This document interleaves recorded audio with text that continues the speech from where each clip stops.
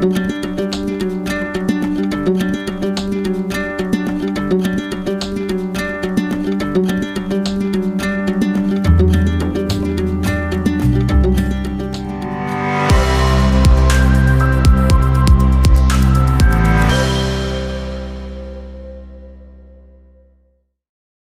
everybody, and welcome back to Mel's Board Game Room, which is sponsored by Games and Couples, which is part of Oshrat Online Counseling Services. They do online counseling for couples, using a lot of board games as a tool to help couples come together and work on different skills. So I think it's amazing. So we are doing our top 100, and we're reaching halfway because we're doing from 60 to 51. Wow. So it's only uphills from now. Wait, we're half done? We're half done. Oh, Mel. Yeah, so what are we going to do after? I don't know. Yeah. I don't know. I'll wait another year and then we'll do another top 100. There you go. So, yeah, we're on number 60. Starting at number 60. Starting at number 60. So we just get her going? Yeah, I did these presentation today and I don't remember what's on there. Perfect. That works out well for me. Yeah. Okay, well, I guess we're starting with my number 60. Mm-hmm. My number 60 is a game that is a gigantic Kickstarter and then another gigantic Kickstarter. So we spent way too much money on it. But the kids and I played so much of it over the years. They got your money's worth. We got our money's worth, I think. So it is Zombicide Black Plague and Wolfsburg and Green Horde and probably some other stuff. But so yeah, Zombicides, just basically a big dungeon crawl. The first edition was modern days, and this brought it back into the fantasy, which is a little bit more in my realm.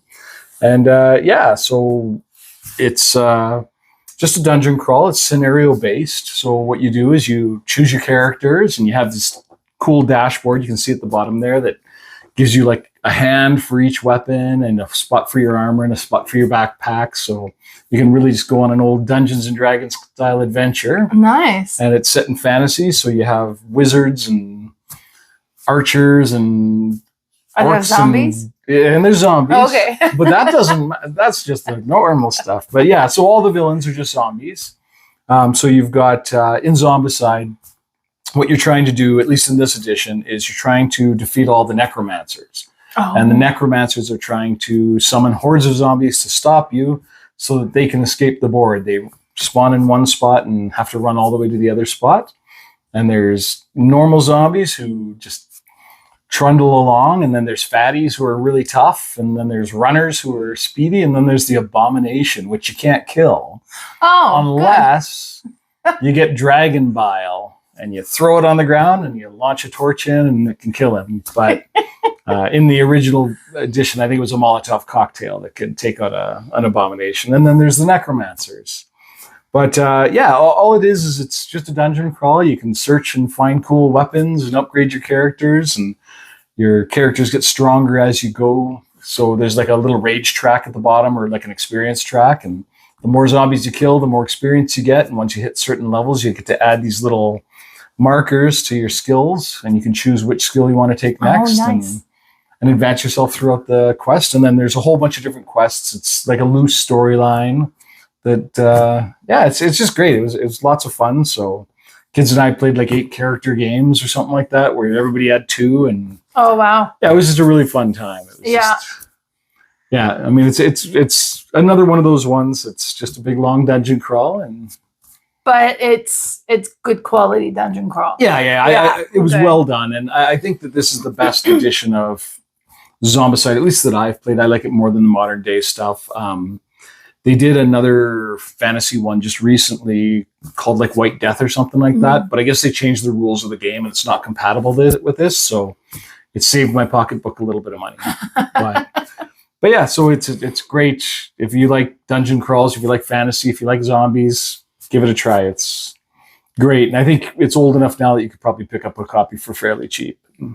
Yeah. Do you still own this one? Oh yeah. Okay. This is one that this is going to be one that I'm going to play with my grandkids. Oh, okay, cool. So, neat. But yeah, nice. Yeah, so that's my number 60, Zombicide Black Plague. Yeah, my number 60 in comparison is going to be quite a bit smaller and quite a bit easier. I find this this year especially, I tend to have gravitated towards games that are easy to get played because they get played. Sure. Right? Yeah. So my number 60 is Cascadia.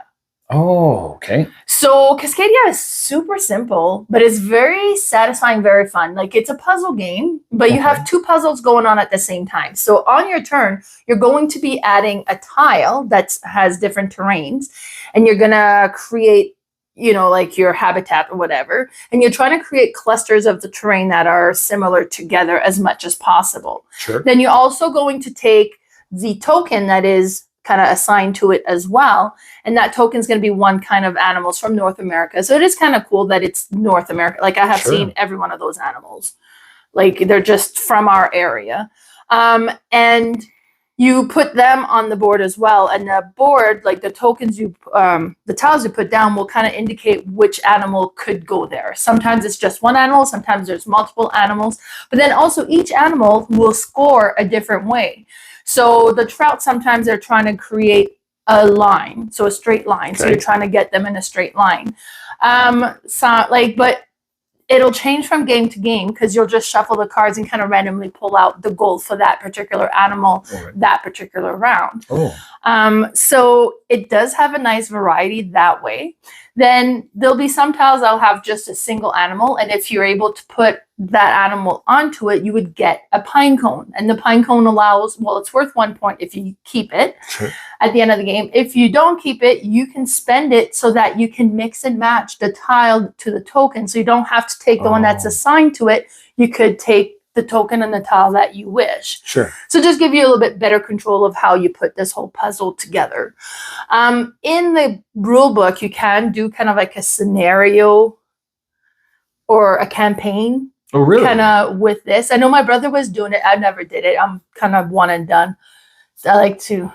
Yeah, move on to the next game. I have commitment issues, I think, when it comes to my games. I want to be able to jump around from game to game. Sure. But it is so neat. It is super simple to, like, you can teach this in 2 minutes or less and just get playing, and everybody's kind of on a even footing because it's a fairly straightforward game. But it is so satisfying to play. It plays fairly quick. It says 30 to 45 minutes. So it is one that's easy to get to the table. And because it's so easy and it's still so satisfying, it is my number 60. Nice. So when you find that it's like a good introductory level game? Yeah. So yeah, and anything with animals is going to draw appeal people to for sure. People, yeah. But I don't know that anybody wouldn't play an animal. Well, I guess there's a few people, but yeah, it looks fun. Like, I mean, I've seen the box so many times. You've never played Cascadia? Nope. Oh my God. I've seen the box so many times, and I just assumed it was in the same like category as like a meadow or a. I mean, it has I can't that even think of the other ones, but theme. Sure. Yeah. Right. Have you played Calico? Yes. Okay, so it's the same from that. It's the second one from that series. Oh, okay. So now is this as heavy as Calico was? Because I found that Calico was it was a pretty thinky game. Well, the thing with Calico is it gets so tight towards the end, right? Sure. It makes it thinkier and thinkier. With this one, because you're adding tile as you go, it doesn't get as tight and as like, because with Calico, the last couple things you're adding is probably just throwaways. Like it's not gonna meet your requirements just because you're running out of room, running out of options. While this isn't quite the case because you can kind of build the way you want. You're not restricted as much. Sure. Mm-hmm. Nice. Yeah. No, it looks like a good one. So it is. It's number 60. So that's your number 60. 60 is pretty high for Mel. Like she's probably has 500 games in this room at least. Oh, way more than that. What am I talking about? Yeah. Math is hard, guys. Okay, well, that's number 60, Cascadia. So my number 59 is just an epic game. It's is it a tiny game? It is a tiny game as well. And I tell you guys, this one is out of this world. So my number 59 is Tiny Epic Galaxies. I am so shocked. Now, spoilers, this is my highest rated Tiny Epic game. Yeah. I like all of them to a point. I really like the fact that they're like miniaturized versions of the other big games that are out there. It's always been a big appeal to me. And this one is actually, this one kind of has a little bit of special meaning to us because it was our very first Kickstarter that we backed. Oh, cool. Yeah. So, and being I want to be part of something kind of person, I had to wait until, because black's my player color, and they had a goal to add black, and I waited and waited and waited and waited and made sure I backed it so that I was the one to bump it over to the black. It was ridiculous. But that's just the way I am. I just want to really, I don't know. But in Tiny Epic Galaxies, what you do is you each have your own little galaxy. And what you're trying to do is become the most prestigious in the universe, I suppose. So you're going to have your own little player board in front of you. And on it, you're going to have resource tracks, which are tracking your energy and your culture. And then you also, on the right-hand side there, have, it shows where your, I don't know what the term is, but what the quality of your galaxy is, I guess. Mm-hmm. So the level of your galaxy, and that'll depend on how many ships you have and how many dice you roll when you take your actions. And then out in front of you, you're going to have a handful of planets. I think it's 2 more than the number of players. And one of them, it was sad. Leonard Nimoy passed away during the campaign. Oh. So as part of like a tribute, they actually named one of the planets Nimoy. Oh, that's nice. Yeah. So it's kind of nice. But so the planets, they have, they're either economy based or maybe culture based. I can't remember, or political based. It's either political based or culture based. And what you're doing is on your turn, you're going to take your dice, you're going to roll them. And then there's a bunch of symbols, and you can get 1 free reroll. And any reroll after that you want, you can reroll as many times as you want, as long as you have the energy to pay for it. Right. So every reroll is going to be an energy. And then the dice have different things. So one's a little spaceship, and it lets you move a spaceship from one card to another card. So you can move it from your home galaxy to one of the planets. And on the planets, you can either land on the planet or you can orbit the planet. Right. And then you can spend, if you're orbiting the planet, you can spend either economy dice or political dice to advance yourself along the track. And once you max the track, you get to keep the card and you slide it under your board, and it'll give you like a little power that you can use when you use your colony action. And it also gives you a point or several points, like 5, 5, 2 out there. And so basically it's a race game. You're just trying to race and get as many of these things as you can. First person to hit 20, then everybody else gets an even number of turns. And then it's done. And yeah, it's just, I don't know, it's such a clever little design. And it's one of those ones that, like, in my mind, the word epic almost fits it. Like, it's so close. Like, it's so good. Like, when you pull it out on the table, if you've got 4 or 5 players going, it's a big table that it covers. Well, I think probably Tiny Epic game wise, this one probably has the smallest footprint out of them when you come to putting the board together. Because it's just a couple of cards that'll be what I really like with this one too, though, is like as you acquire the planet, if you've orbited it, and then you get that and you tuck it in and you have this new ability that you have access to. Yeah. But until you do that, other people can go and land on the planet and activate that ability as well. It is probably my favorite from the Tiny Epic series as well. My first Kickstarter was also a Tiny Epic game, but it was zombies. Oh, so, okay. Oh, I guess you started way later. I'm a late bloomer. Oh, okay. Yeah, that's okay. It's not. I'm sure you've made up for it with your Kickstarters since. You know, Kickstarter wise, I've probably have Kickstarted at most a dozen. Oh, really? Okay, yeah. So I might have more than you. Like, probably. I'm trying not to. Well, look how out of control I am. That's true. So I figured if I get really jump into Kickstarter, it would be ridiculous. I'm trying not to look at Kickstarters. Yeah, I backed a bunch, and there's some games that I'll back just because I really want to. But I found almost that, like, I'm a secondhand market kind of guy, and a lot of them you can get them for the same price minus the shipping usually. And see, with me too, is because I was 2017 when I kind of started getting into the hobby. Yeah. So I'm fairly late into it, that all the older games that are still so good are still brand new to me. Yeah, for sure. So I've been kind of concentrating on building up my collection with older games, some newer stuff, a tiny bit of Kickstarters here and there, but I'm trying to put blinders on when it comes to Kickstarter. And a tiny bit of Epic games too. I do. I am fully committed to the Tiny Epic. I've got them all. Shelf. So. I don't have all the expansions because I'm not huge on expansions. Oh. I'm really not. Like, Mel, I think you need to do it. I think I got like 770 games now. Wow. I would say I have less than 100 expansions. Oh, okay. Like I'm not big on expansions. Okay. Yeah, see, and I like to pack my boxes full of all the expansions. Well, some of them you don't even have to have expansions. It's already packed full anyway. No, that's true. That's true. Most of them you don't need them, but yeah. And I don't play with most of them. We usually just play the base game, but yeah. So I like to have things, I guess. Yeah. But yeah, so that's my number 59. Very the nice. Beginning of my horrible gaming collection habit. I love it. Tiny Epic. Well, and the Galaxies. Tiny Epic too is so great because at first, when I got into the hobby, I had one tiny closet, and I wasn't allowed to come out of the closet with my games. So, Sure. do you know how many Tiny Epic games you can fit in there? You can fit so many, right? So, and you still have the big game feel. So that sold me. Well, I think like a small, like a carry-on suitcase, you could fit them all in. Oh yeah, oh yeah, for sure, yeah. And with then all the like expansions. twice.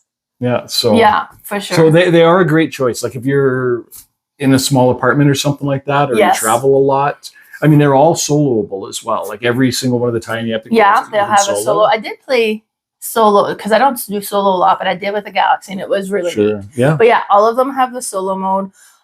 They're really good. Yeah. They're just basically dumbed down versions of like the big great games. Dumbed down's not the right word, but They're compact. Compact versions. You Sure. still get the big game feel, but in a compact box. Yeah. Yeah. For sure. Yeah. Dumbed down. Perfect. Yeah. Not the right terminology. But my apologies to Scott Holmes. I don't know who this person is. But perfect. Well, that was my number 59. All right, my number 59 is also tiny, but not epic. Yeah, it's Tiny Towns. Oh. So Tiny Town, the first time I played it, I was impressed with it. And then I'll play it again. It's one of those puzzly game that as you play just gets so cluttered that you're really limited to what you can do. Okay. And I bought this one second hand because the person I bought it from just hated that you get that I can't do what I want to do, and then that bothered him. But to me, it's just like I love it, and it's just the whole idea is how much can you do before you're bogged down, right? And you're trying to accomplish as much as you can. And this is another one where you'll bring out different cards each time, so it's going to change each time. But you have these different cubes that'll be the different resources, and you have these different wooden buildings that you're going to be needing to trade the resources to put the building. Okay. But you need to put the resources in a certain pattern in order to be able to have that building. And each of the card that's going to be played that round is going to be showing the patterns for each building that you want to do. Okay. And then, so you're going to put the cubes on your thing. When you have the resource and combination that you need, you can take them out and replace one of those location with your building. And then that's now has the building on it. So now next time that's used up. So you got to try to create these pattern around the buildings you've been building. But then what's also really interesting, just to add to the frustration of this game, is we take turn being the builder or the active player, and you have the little white hammer that passes around. Okay. And that person gets to pick which resource they want. Then everybody has to take that resource as well. And you got to put it on your board. I don't want gray right now. I don't want rock. Like I need brown. It's too bad. You got a rock. You got to put it. And then it goes to the next person. And then, so there's a lack of control. Sure. In this puzzly game, but it is so neat. Like I really enjoy it. And then to look at it, it's pretty, it's bright. Like it's just a cheerful looking game that just has a lot of frustration hidden behind it, but that makes it so interesting on how can you solve this puzzle. Sure. So when you claim a building, does that card go away and a new one gets drawn? No. Those cards are for the whole game. So those stays for the round. So round, which would be frustrating because if you're building on that and then somebody took the card away, that would be way worse. I wasn't sure if maybe they were all kind of similar, so you could still work through it. But no. So the cards will stay for the whole game, but it'll just be different every time you play. Sure. Yeah, but it just kind of gets, and then then all of a sudden say, okay, well, I'm gonna put this building and try and put it in a corner so that you can still have enough room to create your patterns, and it's so neat. Yeah, it looks fun. I've seen the box so many times. I've almost bought it. I like Tiny. I mean, I have almost all the Tiny Epic games as well. So, well, this is really, I mean, it's not a tiny box. The box is big. Yeah, it's just the tiny in the title. That's it. Yeah. And it does not have a Tiny Epic feel like with the resource management. Like it's a complete different feel to it. But yeah. Yeah. Is it like almost like a Sagrada almost a little bit? Like in that same wheelhouse? Yeah, I mean, it'd be Sagrada-ish as in it's puzzly that way. But not really. Well, it's just you don't have the placement limitation. It's just you can place your cube wherever you want it, but it's you have just to do it if you place it, you're gonna try to be efficient with it. Sure. So it'd be more like Cascadia, and I think than Sagrada, but you haven't played Cascadia, so then that doesn't help at all. No. Yeah. But that's okay. It looks interesting though. I wouldn't say no if it hit the table. Yeah. Oh, then you should totally play it. Right. And I find if you're frustrated first game, play it again, because it's kind of one of those that grows on you. But no, it's all good. I just get frustrated. So. Oh, do you? Yeah. So this one, do you think like it'd be like anger inducing? Or probably, this would kill my brain. But I think I'd enjoy it. So. Yeah. But yeah, so that's your number. That's my number 59. Tiny Towns. Mm-hmm.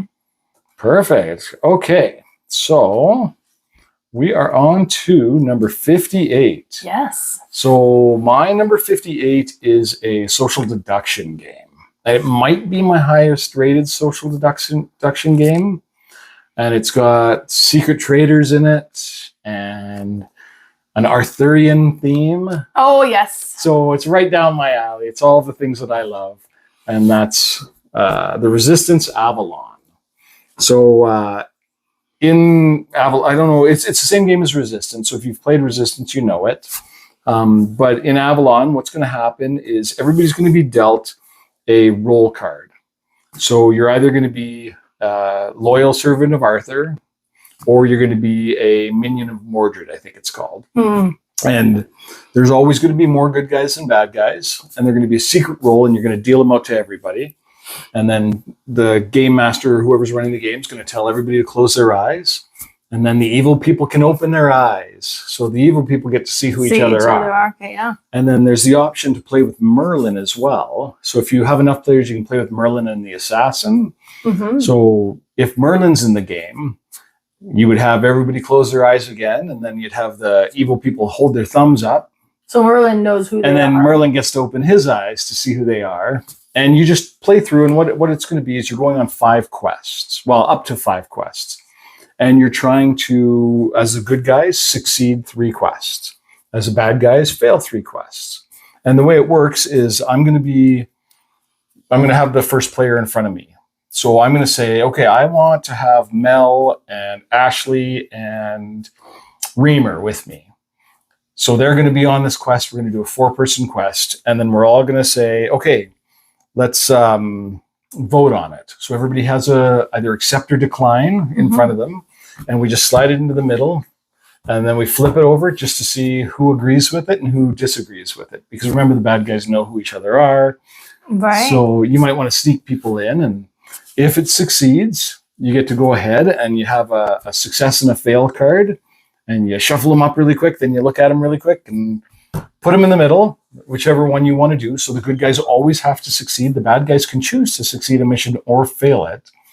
And then once everybody's made their choice, you pick up that pile, you give it a quick shuffle, and then with super drama, you flip them 1 card at a time, and inevitably the last card's going to be a fail because the bad guys always seem to sneak in, at least in my games. And then so you'll know somebody. Yeah, somebody failed on that quest, but you don't know who. And then you'll get like the smart guys who do like a 3-person quest, and there's 2 bad guys in the quest, and they both succeed it. So everybody thinks, oh, well, everybody in that quest is good, but really. Because if because the bad guys know who each other are, it's like, okay, well, we're both in it. Then I'm going to put a succeed because he'll probably put a fail and it's not so obvious. And oh, wow. So good. So good. And then if you have Merlin and the assassin in the game, Merlin's kind of trying to give subtle hints to the team because Merlin knows who the bad guys are. But at the very end of the game, if the good guys win, the assassin gets to choose one person to murder, and if it's Merlin, the bad guys win. Oh, so it's so you just don't that, want to be too obvious. yeah. So you can't be super obvious, but I don't know. It's just it's a fairly simple design, but it's so good. And I mean, the fact that they made a second edition that's exactly the same, just a different theme. Yeah. I mean, obviously, it's because I own this one, but I haven't played it. oh, okay. I might own Resistance. No, I don't think I own Resistance. I think I own Avalon. Yeah, they're the same game. I own Secret Hitler, which sounds very similar as well. Oh, okay. I've never played that or Secret Scrawl or whatever. I've never played those, but yeah, it's so good. Like we pull this out whenever we have 5 or more. It comes out, and it's always a blast. We always play it 2 or 3 times, and somebody's always angry, and somebody's always super happy, and it's just perfect. It's the way it should go. I love games like that where there's a little bit of this stab you in the back. But so you would. That's fine. In a friendly way. Yes. But that's my number 58, the Resistance Avalon. Perfect. That's a neat one. Yeah, Secret Hitler plays very similar. Yeah. My number 58. Hey, guess what, guys? I'm going to learn this eventually. And you know what? Have you ever played Shifting Stones? I think I played it fairly recently with you, or at least like I recognize the box for sure. Yeah. Let me push the button. Let's go see what it looks like. It is super straightforward because it's 9 tiles. Okay. These tiles are double-sided, and these are beautiful tiles. They're thick cardboard with like the embossed designs in it. Like they're gorgeous and bright colors. And you do a 3x3 grid with them and just randomly. Then you have 4 cards in your hand. And these cards are going to have different pattern matching these tiles. But they're not necessarily going to be. So what you need to do is you need to move the tiles to match the pattern on the card so you can score the card. Now, in order to move the tile, you need to discard a card to either flip a tile over or to swap it with a tile that's sharing a side. Okay. So you have to decide which card am I going to sacrifice in order to score the other tiles. Yeah. And the easier patterns are going to be smaller points. 1, 2, 3. Like bigger patterns where it's like specific, like because you'll have some like, well, if you have these 2 side by side, no matter where it scores. Some is like you need to have these 3 in these specific location in this 3x3 grid.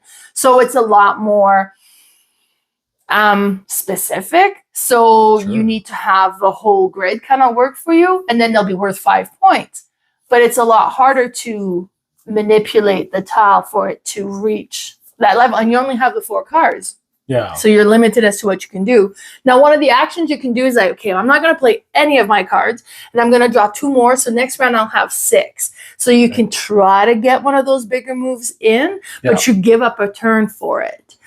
And then you play until somebody has reached, depending on the number of player, like so many cards, and then you tally up the points. Oh, okay. And whoever has the most points like wins. 6 cards, and then we're done, and then you add up the points. Yeah. Okay. Super simple. Now, are you playing off the same 9-tile grid? Oh, so other people are moving your stuff they're moving around. stuff, and then be like, okay, so close. It's like, why did you flip it? Yeah, I like it. Or sometimes like, oh, well, thank you. You just set that up for me. Totally. I don't have to do it now.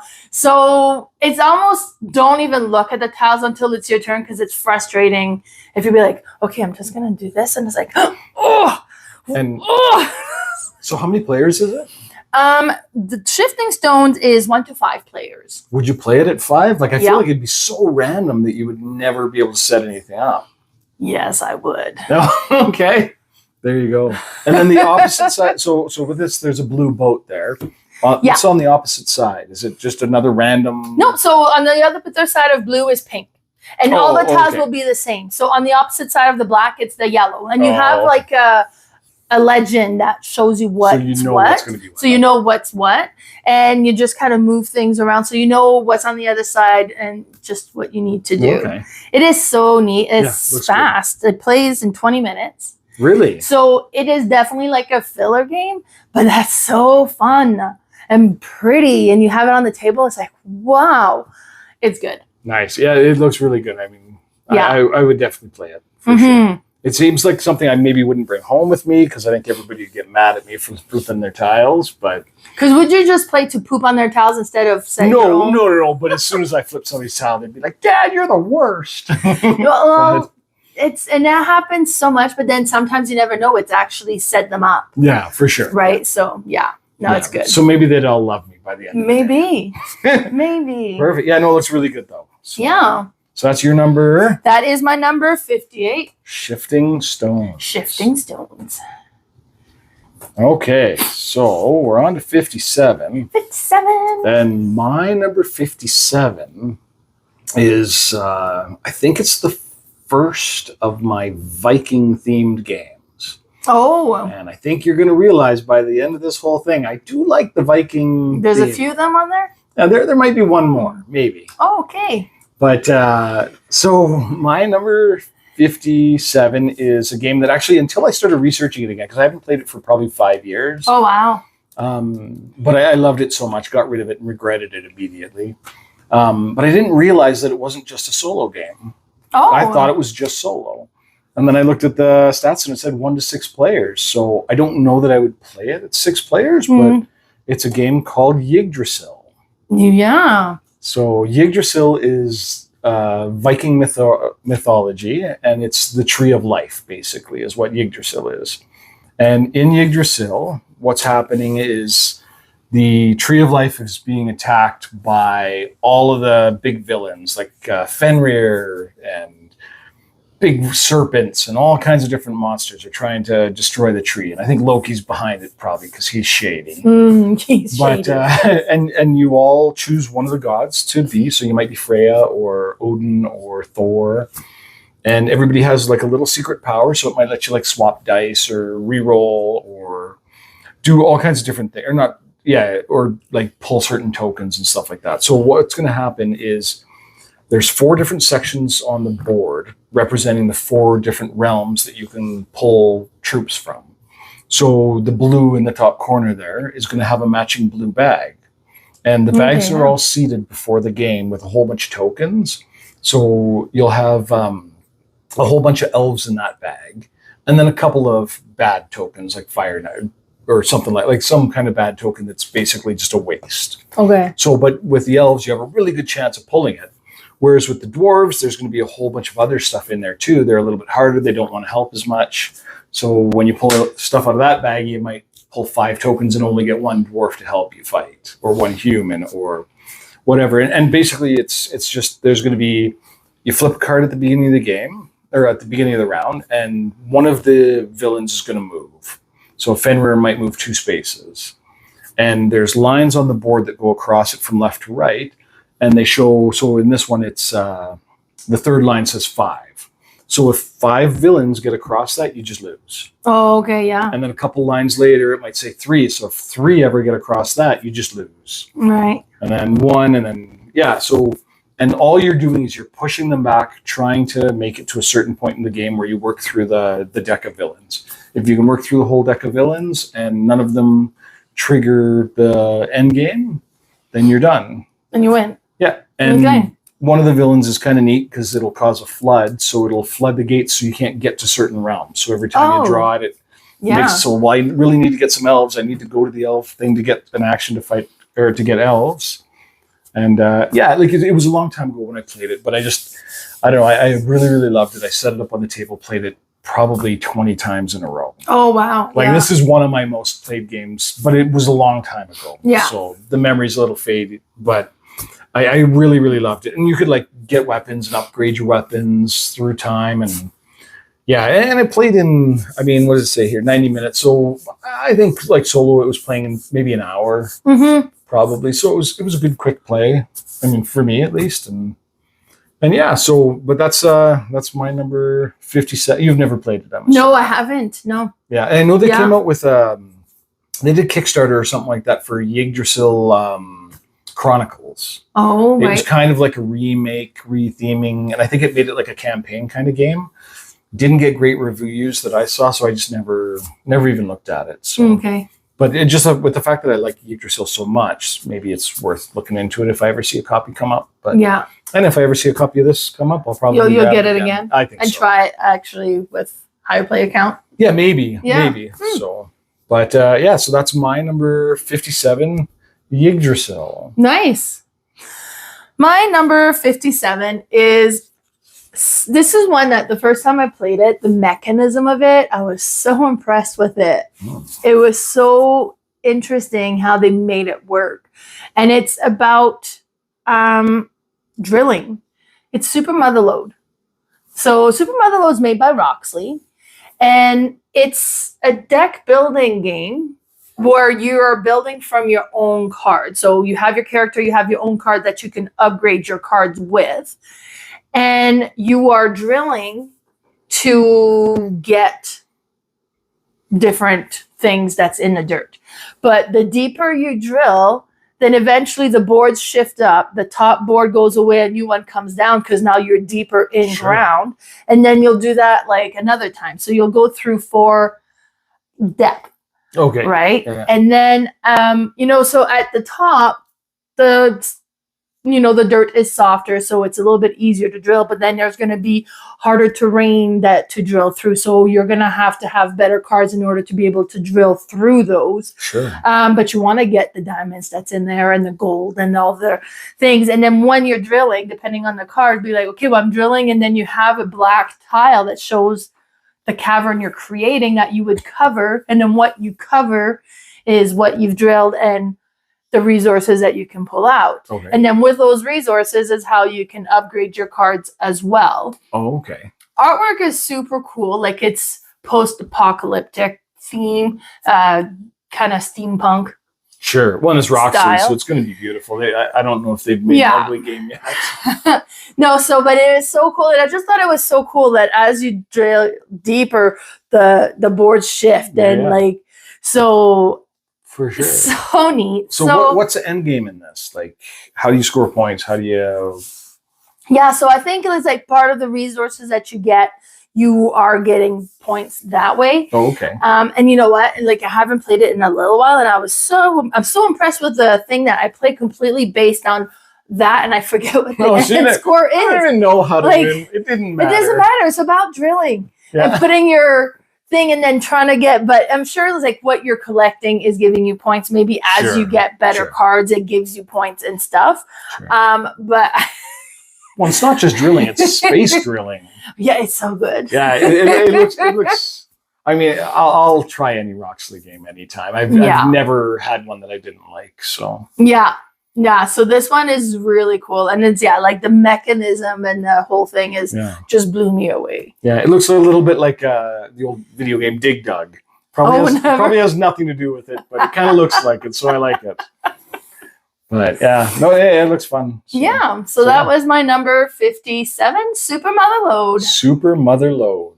Nice. Mm-hmm. Perfect. Now, I recognize one of the games, Gavin Brown. Is that like a local guy, maybe? Yeah. Okay. I think Gavin's local.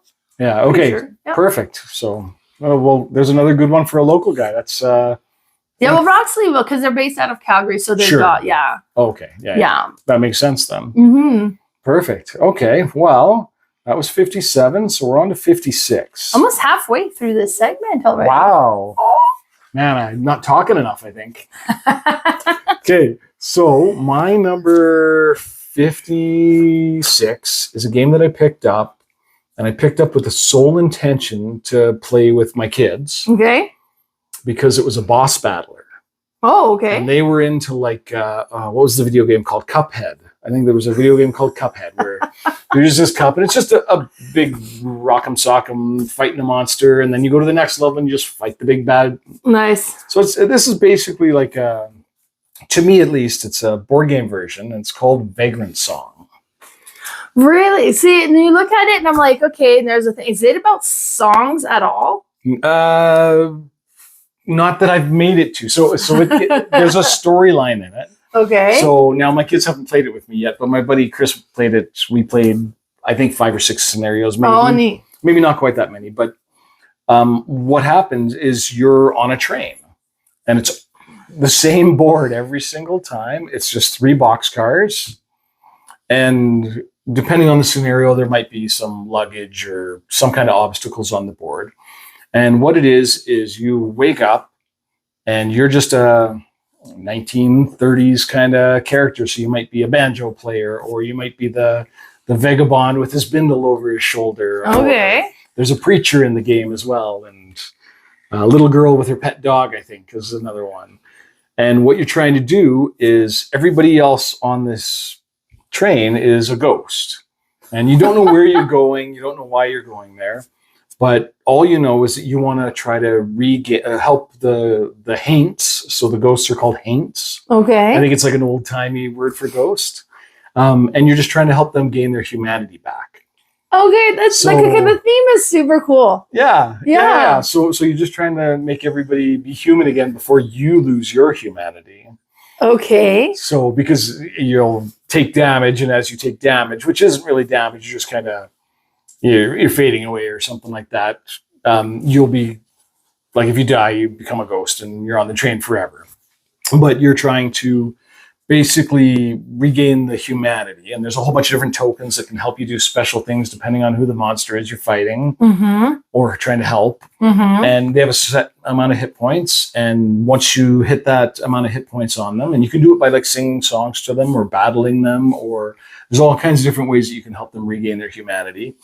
And once you break them, once you hit that thing, there's a little story token. Like you'll flip over a little token, and it'll send you to a book, and it'll tell you to read a chapter. Oh, cool. And it'll just give you a little bit of story, and then you continue on and you just fight. And I think you break most of them about 3 times. So you get a fair amount of story right in the middle of it, and stuff can change. And yeah, it's really neat. Like, and I just like there's so much old timey cartoon terminology, like the fight action, I think is called like rough 'em up or something like that. Rough 'em up. Yeah. Yeah, this is just or patch 'em up is the healing one, or patch up or something like that. But it's, I don't know, it's so great, and there's like little hidden goals that you're trying to get. Yeah, it's great, and it was the first game that I saw that had the acrylic standees. Oh yeah, nice. And man, I wish more games. I wish some of those big, gigantic like Kickstarter miniatures games gave an option for an acrylic standee. Like standees are okay, but I just worry about their durability. True. So is it like standee okay, then acrylic standee, then minis? Like what's your like in my mind? Yeah. Would you prefer acrylic standee to a mini? I think I would. I mean, you know what? Space wise would make a lot more sense. Totally. And the cost it's way cheaper. And then you get to, and not that the minis aren't artwork, because they're beautiful. Like some minis are great. Beautiful. Unless you paint them. Yeah, they're great unless you paint them. Or you pay somebody a crazy amount of money to paint them. Or, and like I've painted probably 100 minis or something like that. It's a whole different hobby, and a whole like I would rather spend that time playing games than painting my games. And I understand that. And but if you get one of those big Kickstarters, like a big CMON game that has 500 minis, you're never going to paint them all. So you're always going to have like a mix of gray ones. Whereas these acrylic standees, you get like the artwork is still there. The artwork, the detail in it, it's just beautiful. And yeah, like I would almost go acrylic standee over mini. Almost. It probably will, because it will kind of enhance the game, you know, like with the artwork and the colors and that sort of stuff. So for sure, I could see that. Plus, I don't like when, so my friend had got Hunk, and it came in 5 boxes. Oh. And like 4 boxes was just the minis to pull out. Like it gets a little ridiculous. Like, yeah. Well, that's like Oathsworn. We just picked up, my wife got me Oathsworn, and she got me the standee version. She's like, I hope it's okay. I know you like miniatures. I'm like, are you kidding? I'd rather have this, because Oathsworn's a giant box. Yeah. And then if you want the minis, I think it's 2 more giant boxes. Yeah, that's the thing. That's a lot of board game real estate to dedicate to one that's game. Like 15 other games that I have on my shelf. Like each box from Oathsworn takes up almost a whole calyx. Oh my god! So like you're losing 3 calyxes to Oathsworn if you get it with the minis and stuff. So if I could get the standee, and I have the standee version, and it's 1 box because you don't need all the minis. So acrylic standees are great, and they fit this game just perfectly, because then you can get the hazy kind of because like character. Some of them are somewhat see-through, so have that ghost For quality to it. Yeah, well, I think most of the characters on the board here are the ghosts. I think somebody just set them. Oh, okay, perfect. Yeah. The banjo players, I think the only Actual real character. I think the rest of them are ghosts. But yeah, Cool. you can kind of see through them, and it looks good. Because like some of the scenarios, you don't even know what you're fighting yet until you break them the first time, and then it might change a little bit. Like it's story driven, and give it a try. Like get a copy if you like story driven games at all, and if you like boss battlers at all. It's great. Like it is just you're fighting the same boss over and over, not the same boss, a boss over and over and over again. But the story just makes it totally worth it. And every single villain that you fight is completely different. Like they change the rules of the game altogether. So nice. It doesn't see the title to me doesn't speak what it is, and knowing more about it kind of appeals more. Oh, it's so good. So good. So and if you like the old timey type of stuff, it's perfect. Yeah. Nice. But that's my number 56.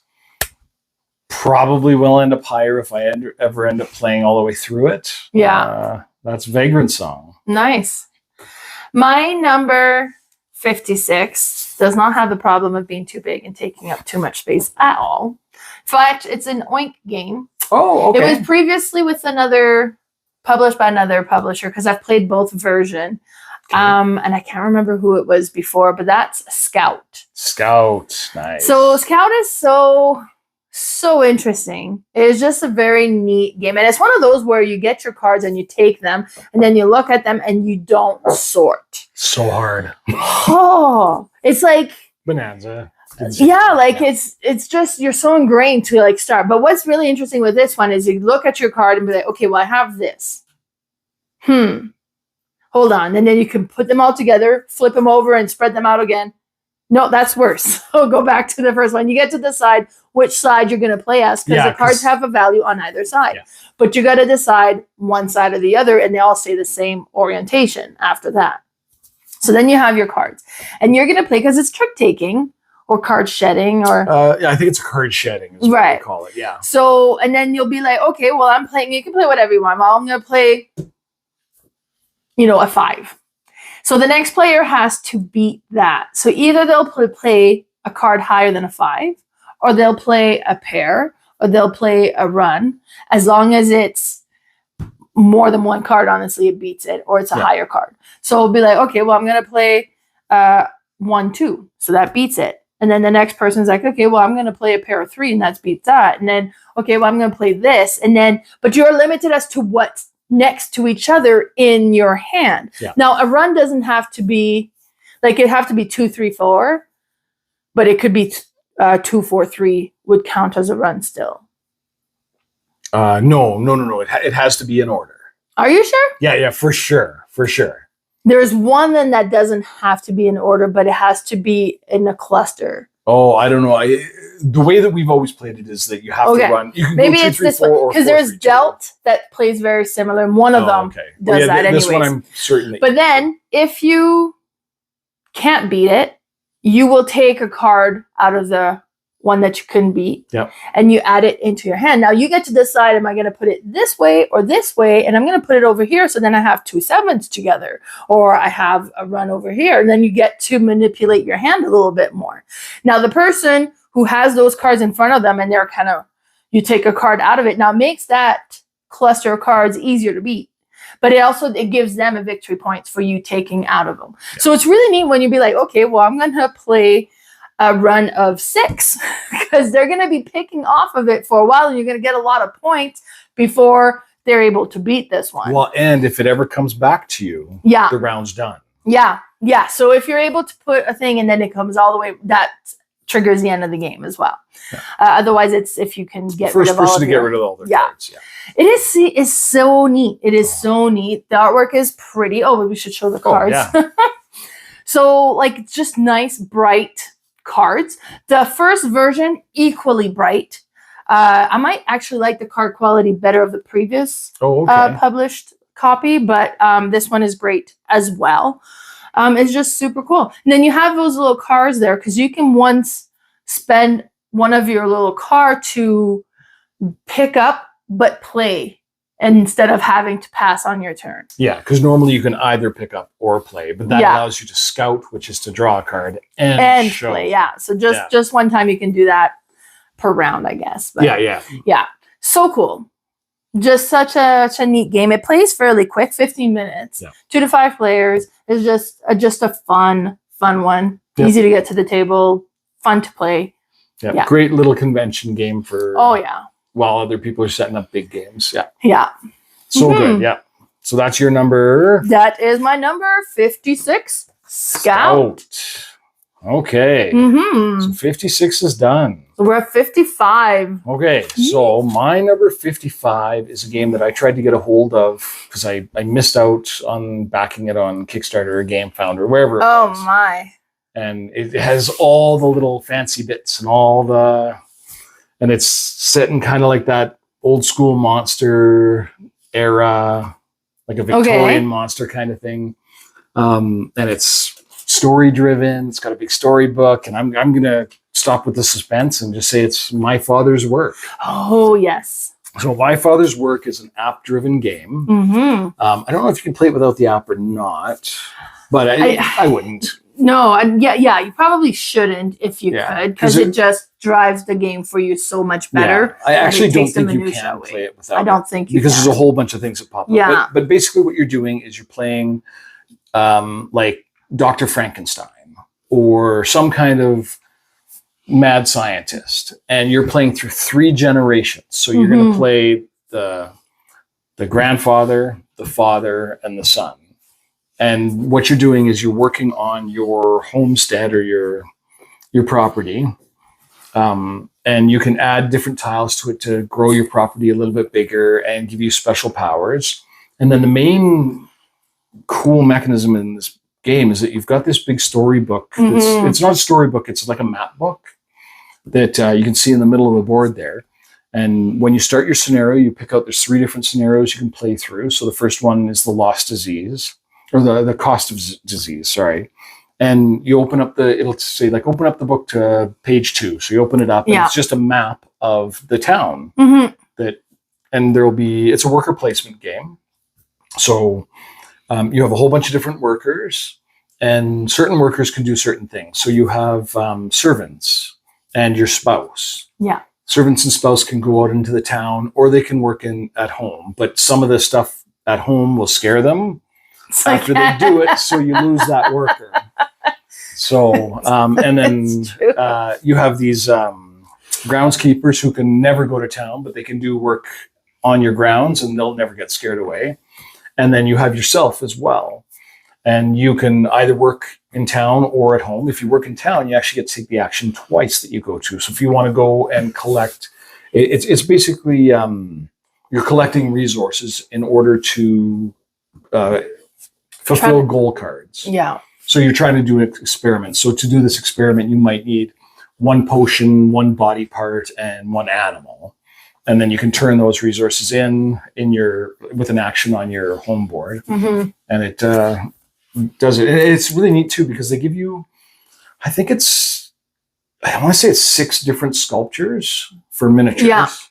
But the sculpture doesn't matter for who you are. Yeah, you just kind of sign. You have bases. So you have a base that's like an octagon for you, and you just choose the person that you want. You stick them in there, and that's who you are. And then you can have a clone army if you want. You can pick all the same miniature for your servants and your spouse and whatever you want. So it's really neat that way. And then you have like 1 big goal that you're trying to complete by the end of the 3rd generation. So you might want to find out the secret of lycanthropy, or create a time machine. Become immortal. Yeah, like immortality or something. Like Yeah. And, I think that's the one I was trying to do. Yeah. So, and it resets every generation. So your generation it's 9 rounds. It's 3 rounds with an early, middle, and late.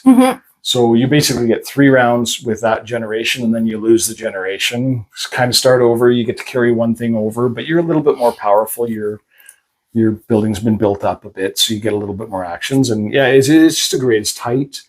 The end of generation sucked. Because you got all this you built up, and oh my god, that goes away. I forgot that goes away. Yeah, that's a tough one for sure. Yeah, and I forgot every time. Yeah. Yeah. So, but then there's some that you can learn and they would stay. Yeah. And you can increase your general knowledge that you can pass on to your family. So you get a little bit of a bonus, and it does move along. But yeah, and the stories just neat, like, because you might take an action in the town and then the app will say, okay, did anybody take this action? Or if you take this action, read this new thing. So you'll read this new thing or have the app read it to you. Yeah. And then it might say, okay, and you name yourselves at the beginning. So it might be the marvelous Mel. Please take the iPad into the other room and read this privately and make a decision. So you make a decision on the app. So you might choose to murder the beggar who came to your door or something like that. And then it says, okay, great. Go back to the game. Well, what do you mean go back to the game? Like what happened? And it comes back and it comes back like in the next generation. You're like, oh, it wasn't actually a beggar. It was actually like this Knight Templar who you had to save to do the and so there's all kinds of different crazy stuff. And then throughout the game at several times, like you might take an action, read a story card, and it'll say, okay, pick up your storybook or your map book and change it 3 pages. Yeah. Go to this new page, and now there's a new building. You decided to build a church in town. Yeah, we destroyed one. Oh, a church? Then, I can't remember. I think it was the butcher. It was the butcher or you had to pick one. One of them would go away. Oh, okay. Yeah. Yeah. So it's really neat. Like I've played it 4 or 5 times, and we've only ever played the first scenario. Like we haven't. Oh, okay, yeah. Because there's so much replayability to it. Now, true. It is a little samey, but the story, like you'll go through and you'll flip through the book after and realize, well, crap, there was like a whole Victorian town built there, and we were living in shacks. Like, what did we do wrong? Let's do it again and see if we can work together as a team. But that's cool. Yeah. Yeah. I don't know. It's just a fun game. Mm-hmm. It's a simple worker placement game when it comes down to it, but everything that adds on to it, and it's got the cutest little pieces and stuff like that. It's neat for sure. But so that's my number 55, My Father's Work. I played it the one time, and after I played it, I was like, okay, yeah, it's good. But the whole time I'm playing it, I'm thinking I'd rather play Destinies.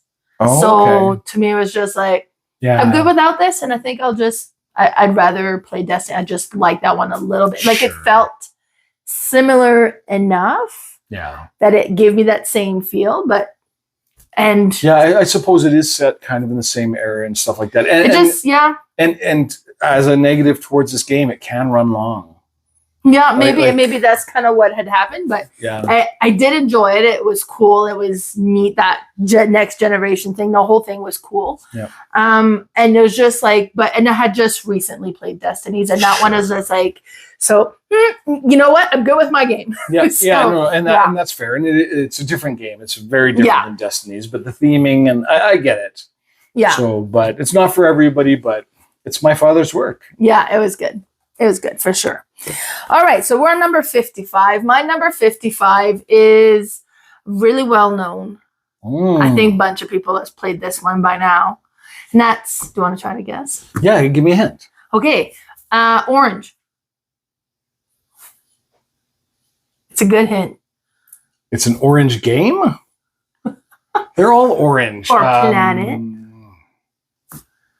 Planet Orange, like Mission Red Planet? No, you've never played that. It's going to be like a Terraforming Mars. It's Terraforming Mars. Okay. See, I would have said red because it's the red planet. Well, I guess, but the box is orange. It is, yeah. So, and this is like, okay, so first time I played this one, I hated it. And I was like, I don't think I ever want to play this again. Yeah. And my brother was teaching it to me. So now I've come to the conclusion my brother is not great at teaching game. And my brother is not great at teaching game because he mostly teaches my sister. And my sister has no patience to learn games. Sure. So she's like, so quit teaching, let's just play. And then we're playing, and then there's a bunch of stuff. It's like, well, if you don't get taught the game right, and especially something like this. Yeah, so it was just like, it felt like, okay. I was like, it wasn't great, the first play. And then I played it again. I was like, oh, okay, no, this is actually pretty good. Sure. And so it's engine building because you are drafting these cards, and then with the cards you get, you'll need to pay the resource to activate them. But then depending on what you get and how they'll work with each other, And then you're going to be trying to increase the temperature on Mars and trying to increase the oxygen level on Mars to make it so that you can start developing and colonizing it. Terraforming it, yeah. So it is really interesting. It is neat, all the different cards. And now there's a lot of cards to do. So many. So get an overlay for your card that keeps track of all your resources, because you're going to knock the little thing over and then forget where you're at. Yeah. So I got a friend with a 3D printer to print an overlay that holds everything in place, and that made such a big difference. Yeah. So it's so much better with that now. And you have like the cubes are nice, like they're metallic cubes that you have. You'll have and depending on where you store the cube, what that resource is. And then you can start converting, like it's engine building, because you start converting. And then I was like, okay, we've got these plans. Now we can kind of convert that into this. And now it is so neat. It is satisfying to play. This is one that Lee and Nick have enjoyed playing. Okay. And if they all want to play this one, they will say yes. Now I have the Ares Expedition as well. Which is like a quicker version. You know what? Geez, barely quicker. Oh, really? But it makes it where I think it's just more simultaneous play. So I will activate the action I want to do. Everybody else gets to do it as well. Yeah. But because I activate, I get a little bit more out of it. Sure. Like, so it kind of has more of a Puerto Rico feel meets Terraforming Mars. Sure. And then I have Terraforming Mars, the dice game. Is it just called Terraforming Mars? Yeah, it's called Terraforming Mars, the dice game, which is not a roll and write, which I thought that was great. It is still a game. So it's not like, it's very gamey. And it's the same thing. It's just the dice will be the resources. And the dice, you can manipulate them, but you don't re-roll them all that much either, right? Like and then you will have the cards that'll be like, hey, well, I can take these kind of dice and convert them so that they can do this. So it's still very much engine building that'll affect the dice, and the dice will affect what you can acquire and get. But so I'm putting them all kind of together as in one because it's all the same theme. Sure. I own all three. I intend to keep all three. But yeah, no, it's a neat. Okay. Yeah. So I owned this one, sold it to a buddy, Pascal, and then I ended up getting the Ares Expedition one and didn't really play it. And then I got the app. Okay, yeah. And I played the app, probably 40 or 50 times. Okay. And the app is like Terraforming Mars? Yes, it's Terraforming Mars, the app. And it was good. I enjoyed it. Obviously played it 40, 50 times. But I think it's one of those ones like Scythe for me. I've played it enough. I got enough out of it. Good. And I don't it's funny because in my mind, I love the idea of like Mars and doing something on Mars. But I don't know. It left me wanting something more from the theme. Like, it's not as punishing as some of the other Mars games I've played, and maybe that makes it more appealing or less frustrating anyways. Sure. And maybe the artwork kind of drew me away from it a little bit, because a lot of the cards were very just, here's a drill looking card, or here's a microbe card that's, okay, that's neat. It's very thematic. Yeah. Just didn't. There wasn't anything about the artwork in here that made it, that kind of give it its own flavor, I guess. Yeah. Right? Yeah. Like, it was very generic with the art, but it fit and it was fine. Yeah. That's to me, the theme is fine. Yeah. Is what it is. Yeah. I mean, I think if there was a different theme on it, maybe I would like it more, but the gameplay is interesting. And I think is like the gameplay is definitely outweighs the artwork with for sure. Yeah. This one's about the gameplay. And I mean, I'm obviously in the minority of not loving this game. Like, it's not in my top 100. What? It's not. And I played it a lot, but I mean, yeah, I'm obviously in the minority and I'm wrong. But that's okay, because it'll be on everybody else's list. Pretty much. Well, and this is one where they've developed so much from this type of game that this may not make people's lists so much anymore. Oh, I guess. Yeah, there's a lot of not knockoffs, but reusing of variation, I guess. So, but this one I still will like I still enjoy playing it, and then probably as well because Lee and Nick will play this one. Yeah. That it's one that appeals, and I think if you're gonna go into this type of genre, it's a good intro one to get somebody into this type of game. Sure. Yeah, it's a good second step. Yeah, I for would sure. never Yeah, you don't bring this to the first you've step. never played games before. Yeah, You've played Monopoly. You know what? Terraforming Mars the next. Yeah. No. But it's not that complicated. Like once you understand the basic mechanics of it, it is. Yeah, for sure. Yeah. And it's just one of those that every round you feel like you're accomplishing stuff. Absolutely. Right. So yeah. You're always playing down 3 or 4 cards or something like that. And developing and this activates this. Now I get micro that I can put over here, and then I'm gonna So totally. It's satisfying that way. It's a great choice for sure. Mm-hmm. For sure. So that's your number 55? That is my number 55. Terraforming Mars. Yes. Nice. Okay. So now we're at 54. 54. So I gotta look at my paper because I have no idea what my 54 is. Oh, my 54 is good. Oh, so we talked a couple weeks ago about Sagrada. Oh, this is your Sagrada replacer? This is my Sagrada killer. Okay. Sorry, Sagrada lovers. I love fantasy. Okay. I loved D&D as a child. Yeah. Do you have any idea what? Are there dice? Well, there would have to be dice if it's a Sagrada killer. Very similar to Sagrada. Oh, is it role player? It is role player. I've never played it. Oh. Wow. I want to. We got to get rolling on that. Yeah. Okay. Yeah. So anyways, in role player, what you're doing is you're just creating a role-playing character. Mm-hmm. That's all you're doing. You're not doing anything with them, really. I mean, I guess in some of the expansions you can, and you do need to play with the expansions. I would say don't play base, get the expansion. So there's a little bit more to do with it because it is very... I think it could be stale if you don't love Dungeons and Dragons. You don't love fantasy theme. It could be stale if you didn't add in a couple of little expansions. Right. But yeah, so basically what you're doing is you're going to have a board that has your species on it or your race or whatever. So it might be an elf or a lizard man or a minotaur or a penguin person or something like that. There's a penguin person? There's a penguin person.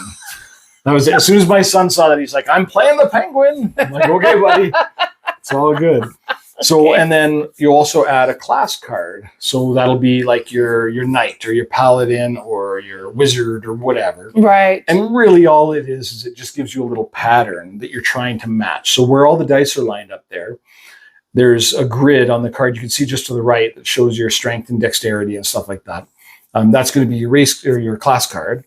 And you're just trying to make sure that that color of die ends up in that grid space. Okay. And if you do, you're going to get a bonus for however many you do. And then you're also going to have a background card. And the background card is going to give you... Actually, I think I might have mixed up. That might be the background card. And the other one is going to give you a certain number value that you're trying to get in each row. So you might want to have a strength of 15. So you got to make sure the pips on the dice going left to right equal 15 in that row. So, and then every time you play a die, so if you pull it's a dice bag builder type of deal, not a bag builder, you're just pulling dice from a bag. Right. And then you're setting them up on cards and then you're going to draft them. So I might start first and I'll pick this one. It's at the beginning. Huh. And then Mel might pick the third one and there might be a gold on that one because it's a little bit further down the line because your better dice go at the beginning of the choosing. And the worse the die gets, the more valuable that die is. Right. So I might choose a really awesome die, but Mel might pick a medium die and get a couple coins, which she can use in the market phase later. Okay. And then every time you play a die on your board, you get to take an action. So depending on what it is, like the Constitution, I think it is, lets you modify a die. So you can choose any die on your board and increase it by 1 or decrease it by 1. Or you can re-roll dice, or you can move stuff on your alignment cards because you have an alignment card that scores you points at the end of the game. That sounds great. Yeah, and then once you're done placing your die, then you can go into a market phase. So you can, or I think it's several dice that you place, but then you go into the market phase and you can spend all that money that you had to buy set collection kind of thing. So you might want, so in this it shows the leather pauldron there. So if you have one piece of leather, you get 1 point. If you have 2 different pieces, you get 3. Oh, three, okay, you cool. get 5. So, and that's how you score your points at the end of the game. And and then there's like different actions that you can get. You can get like action cards that are like a one-time use. They might let you flip something over or move a die, switch a die, and it's just great. Like you're literally just building a role-playing character. That's all you're doing.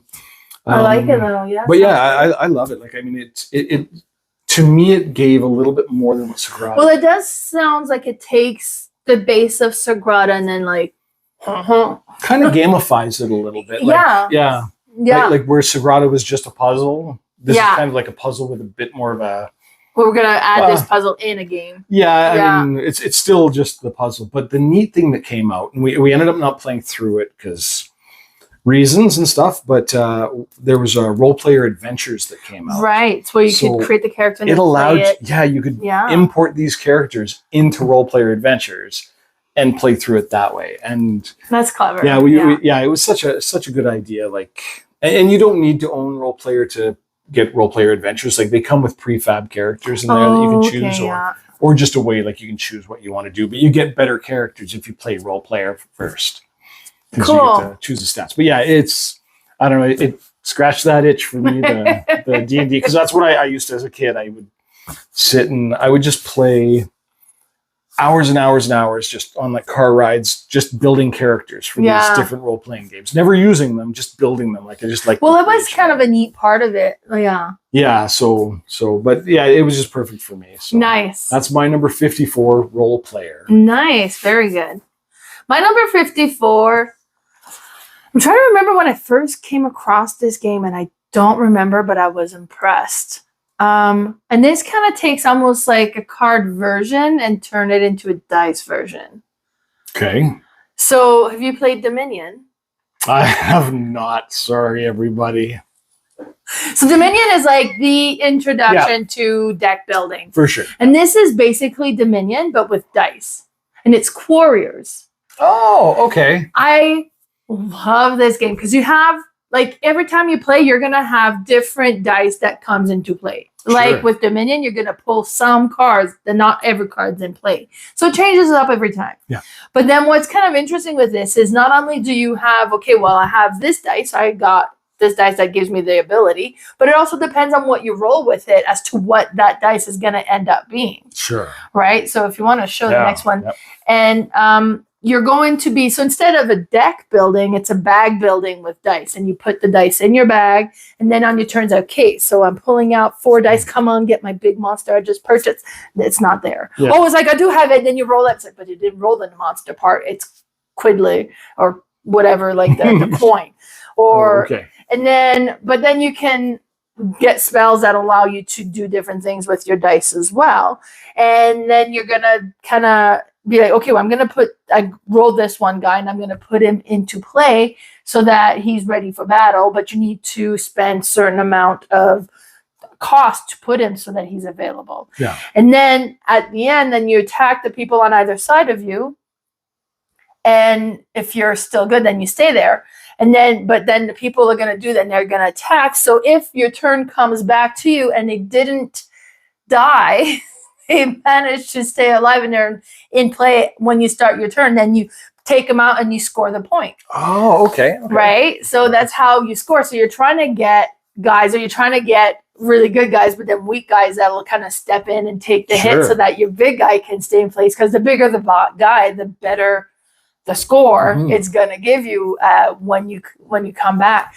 But this one just appeals to me so much. And you've got so many dice, and all the dice are unique, different symbols on it. Yep. And then depending on what you roll, it'd be like, oh, okay, great, I rolled, but it was the weaker one. But then they'll have different defense and attack. And I love it.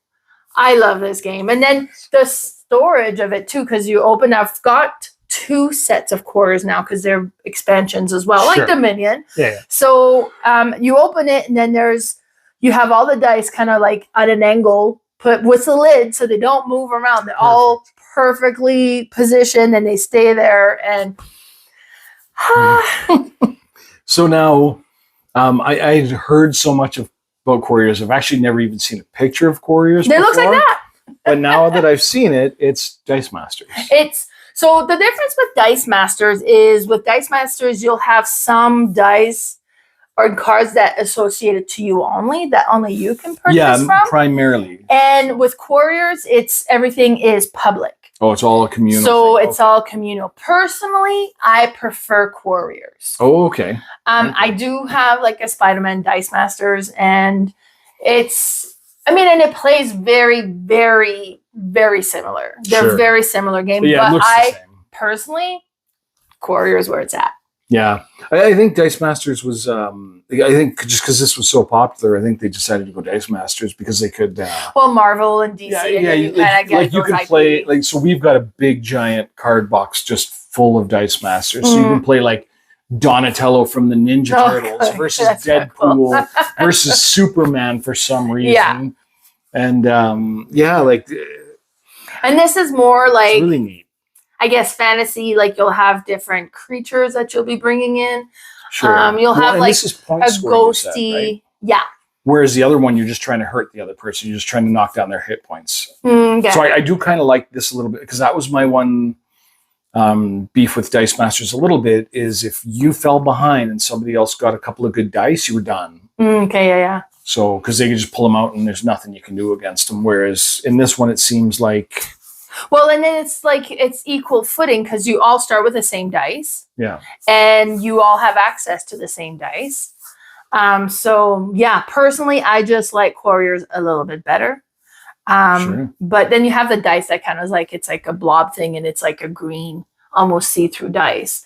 Or you'll have a ghost one and it's like a sheer blue dice. You know, it's cool. And I like that about the Dice Masters as well. It's like every single die was themed. So like I'm a big Silver Surfer fan. Yeah. And you can get the Silver Surfer character and he has like silver dice with and you can have multiple cards for each dice as well. And I think multiple dice for each card. Yeah. It's a great I'm like just the fact that it's similar. I bet you it would be. I would probably quite like it. So yeah, Quarriors is so good. Yeah, so great pick. Thanks. That's your number 54? That is my number 54. Warriors. Yes. And it looks like the Dice Tower doesn't hate it either. No, it looks like they're into it. There's a couple of marks out there. Perfect. Okay, so we are going on to number 53. Yeah. So my 53 is a game that you probably can't ship to anybody.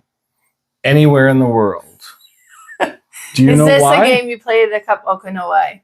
Well, because I don't think you're allowed to send money in the mail. It's money? And I don't think you're allowed to send guns in the mail. Oh, it's shipped. I think I know. This is Cash and Guns. My copy came from the UK. Oh, really? And did it say Cash and Guns on the box? It was, yeah. That's funny. I heard stories of this one actually getting stopped in port. Oh, really? So that's funny. And opened up and stuff. But Cash and Gun, I guess. This box is suspicious. Totally. But yeah, so Cash and Guns is kind of like a party game, I would say. Yeah. And what you are is you're a group of robbers. And you've just raided or robbed some big bank and there's all kinds of treasures. You've gotten paintings and jewels and cash and extra ammo and stuff like that. And what you do is, I think it's based, no, I don't think it's based on the number of players. I think you just always have 8 cards. Yeah, because they'll just keep going around. So you lay the 8 cards out in front of you and that's what was part of this heist.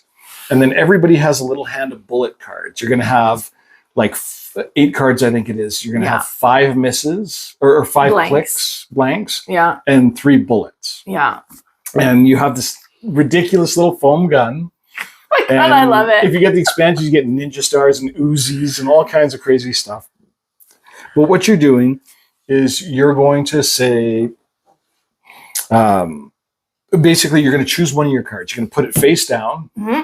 And everybody's going to flip it at the same time. But what you're going to do before you flip it is the mob boss is going to say, ready, aim, fire. And you're going to point at somebody. And then everybody, while you're still pointing, you flip over your bullet You don't card. flip yet. Oh, yeah, you're right. Because everybody has the I think it's the boss has the opportunity to make one person change. Yeah. So the boss can say, Travis, you need to change. You need to point that somewhere else. Yeah. And I'm pointing and at then you you guys decide, now. are you going to stay in the fight? Yeah, are you gonna, and then like, you can bail. So if you have like 4 guns on you, It's like, you want to yeah, bail because if I'm you out. take 3 wounds, you're done. Yeah. So and then everybody who's still in it, then and if you bail, your gun's gone too. You're not pointing at anybody anymore. Yeah. So yeah. Yeah, and then you flip your card over, and anybody who's been shot takes a wound and is out of that round. They don't get to take any They of the don't get treasures. to take any of the treasures. So, and then you just start with the first player. Mhm. They choose one of the treasures, and then you go down, and you basically do this 6 times, I think it is, throughout the game. Yeah. And it's just you're trying to get as much loot as you can. So at the end of the game, you're gonna figure out anybody who's still alive gets to go through. I almost never am. Well, you need to bail sooner then. You need to know when to hold. But I want the treasure. That's true. But yeah, so and then you add up, all your cash gets added up, and then all your diamonds have a value, and then whoever has the most diamonds gets the big, giant $10,000 diamond or whatever it is, and then the more painting, there's the paintings, more they're worth. which is like a set collection kind of deal. Yeah. So if you have 5 of them, you're gonna score 20 grand or whatever, and you just add it up, and whoever wins. It's so good. It's so fun. It's just I don't know. I played this with a couple of friends and. 2 of them are police officers, and I'm like, "Hey, so you can't bring real firearms to this. Like, no." They mean like foam guns with like an orange tip. Totally. Oh yeah. No. So, but it's satisfying. It's you so know, much them have teenagers. They get frustrated. Maybe sometimes you just want to point a gun at them. fun. Like, Totally. And this where are is you the gonna way- shoot? I'm shooting you. Yeah. But why, But Mom? I'm losing. It's like, No, it doesn't matter. yeah. You should have but done the it's cool. dishes, Jimmy. Yeah. So we got But, this. Because I bought my copy. Of course, I bought my copy from Zatu Games in the UK, and then I found a copy secondhand like the week after, and I'm like, Yeah. Of It is a game course. that comes up often. I feel like so. And, once in a while you'll see it. Yeah, Yeah, and fairly it's inexpensive. completely worth getting. Totally. We played it at Easter at Lee's mom and dad, so with Yeah. all the grandparents and the aunts and uncles and the kids. Sure. It's hilarious. There's an expansion as well that kind of adds bigger guns and stuff, but then I know it there's one adds that's more more cash and more guns. guns. Yeah. So then you can play a bigger group Yeah. and have bundles, so we can do it that way and just have a bunch of players going. Well, at I the think same some time. of the guns, like I'm not 100% sure because we own all the expansions. We just never play with them because you almost don't need them No, because it's such a good little game. And the game is so cool. But and I know there's like great. little like pistolets and stuff like that, and like some guns will fire before other guns, or Yeah, some will hit right. multiple targets. And Yeah, and I don't. It's just convoluting the game a bit more, and it's like a base game is just oh, perfect. it's so good. It's so good Yeah. how it is. Yeah. Yeah. But yeah, we actually won our copy.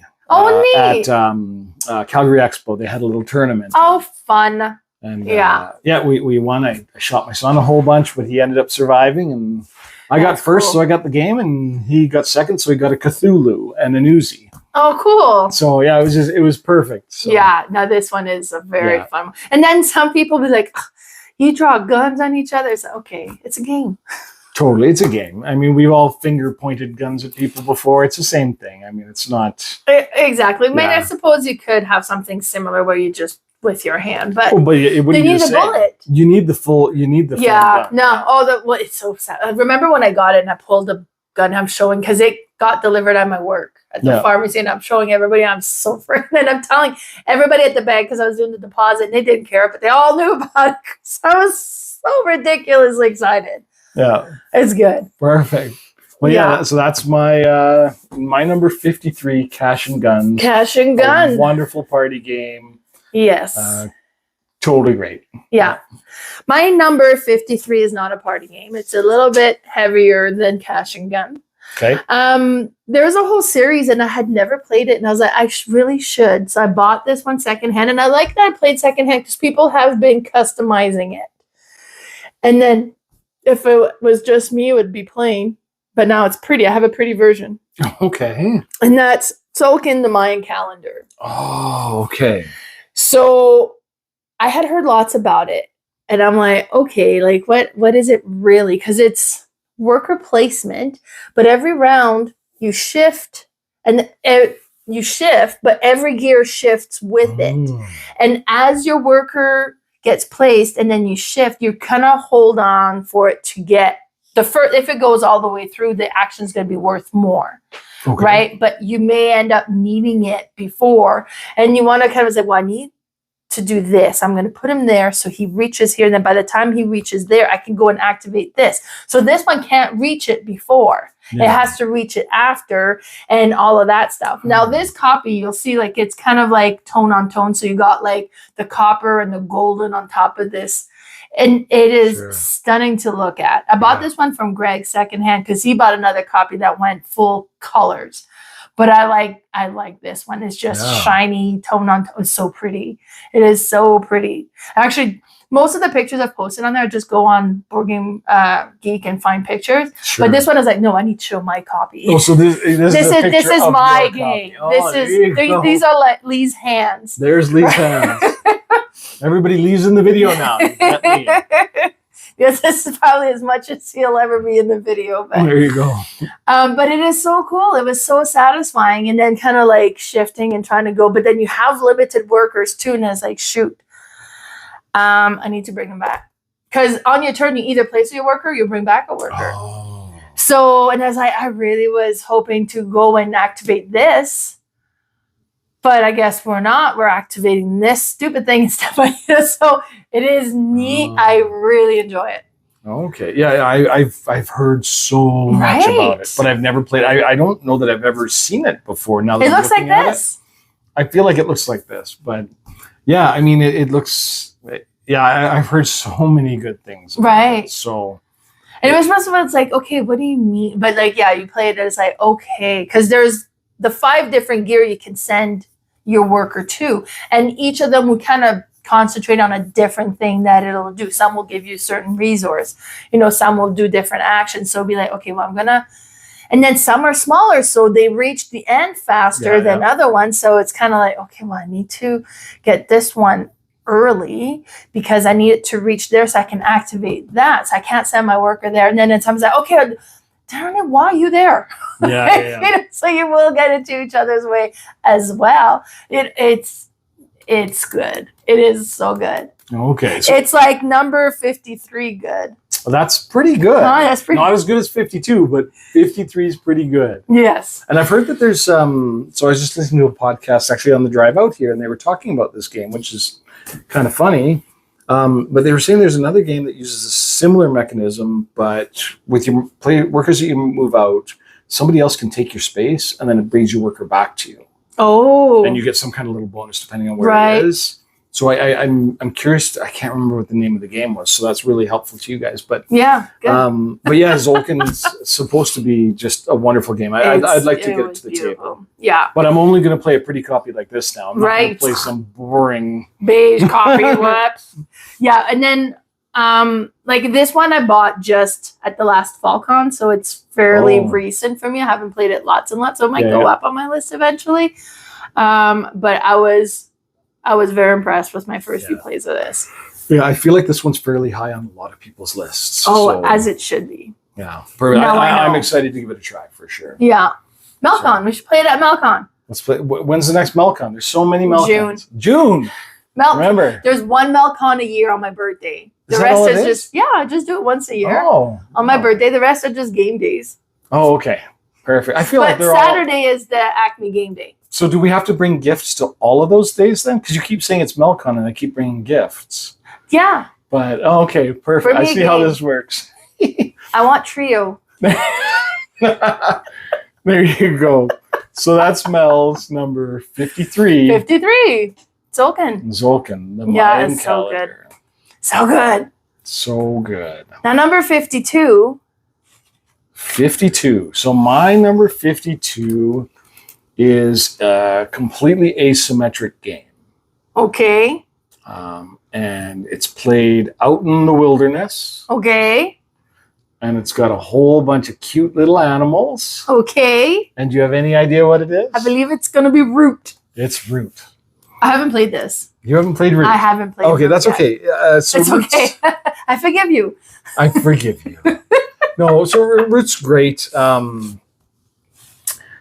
In Root, what it is you're playing asymmetric characters. So one might be like a worker placement kind of situation. One might just be a free roaming vagabond who goes and wanders around and helps people out and backstabs people a little bit. And they've got these adorable little meeples for each of the different races. So there's the cats, which are kind of like an area control, resource management kind of thing.